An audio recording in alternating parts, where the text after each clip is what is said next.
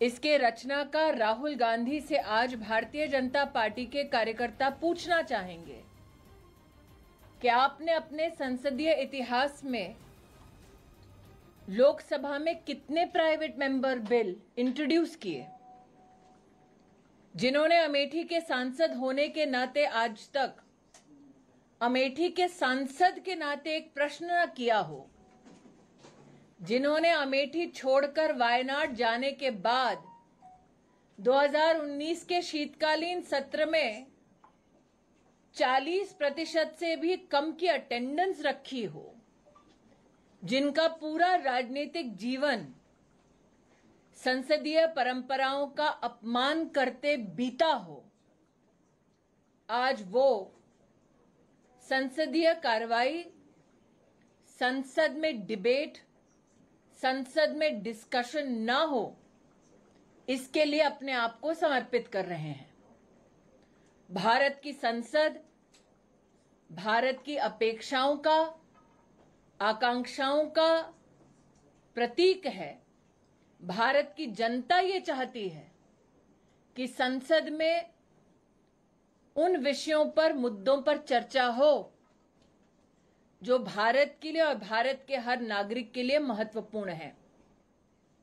राहुल गांधी, जिनका राजनीतिक इतिहास इस बात से भी प्रतिबिंबित होता है कि वो देश में कब हैं, देश के बाहर कब हैं, वो उनकी अपनी पार्टी में चिंता का विषय बन जाता है, उनसे कहना चाहती हूं कि वो भले ही अनप्रोडक्टिव हों पॉलिटिकली, लेकिन पार्लियामेंट की प्रोडक्टिविटी पे अंकुश लगाने का दुस्साहस निरंतर ना करें। A gentleman who has made his political calling to ensure that productive debates do not take place in Parliament has a checkered parliamentary history. As the Amethi MP, he never posed any questions in Parliament. Once he abandoned Amethi and went to Wayanad, his attendance in the winter session in Parliament 2019 was a meager 40%. A gentleman who has never proposed a private member bill in Parliament in his parliamentary journey, today yet again wants to ensure that a healthy, productive debate, discussion in Parliament does not take place.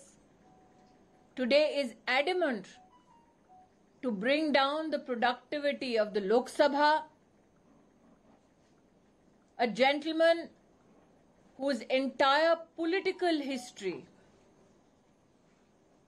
has been dotted with showing disrespect to parliamentary procedures and constitutional means of engagement, needs to recognize that the Parliament of India reflects the spirit, the expectations, the aspirations of the people of India. The citizens of India hope that Parliament be used as a productive platform to bring forth issues of national importance, which will have a socio-political and economic impact on the discourse of the nation. Yet again, Rahul Gandhi, in yet again session of Parliament, shows nothing but disrespect to parliamentary procedures of engaging in productive, constitutionally enabled discussions. Thank you. तो केंद्रीय मंत्री स्मृति ईरानी को आप यहां पर सुन रहे थे, जहां पर राहुल गांधी पर जमकर उन्होंने हमला बोला। जिस तरीके से लगातार मॉनसून सत्र की शुरुआत तो हो गई है, लेकिन सदन में हंगामेदार लगातार रहा है, उसी को लेकर हमला बोलती हुई यहां पर स्मृति ईरानी आपको दिख रही थी। स्मृति ईरानी का राहुल पर बड़ा हमला, इस वक्त की बड़ी खबर आप देख रहे हैं। परंपराओं का राहुल ने अपमान किया है, ये उनके द्वारा कहना है। सदन में चर्चा नहीं चाहते हैं राहुल गांधी, ये कहा है स्मृति ईरानी ने।